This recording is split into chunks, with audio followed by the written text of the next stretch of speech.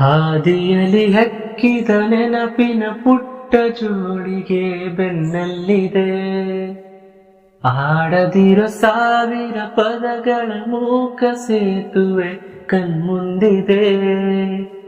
ಈ ಹೆಜ್ಜೆಯ ಗುರುತೆಲ್ಲವ ಅಳಿಸುತ್ತಿರೋ ಮಳೆಗಾಲವೇ, ನಾನಿನ್ನಯ ಮಡಿಲಲ್ಲಿರೋ ಬರಿಗಾಲಿನ ಮಗುವಾಗುವೆ. ಮನಸಾದೀತೇನು ಇನ್ನೂ ಉದಾರ, ಕಂಡೀತೇನು ನನ್ನ ಬಿಡಾರ.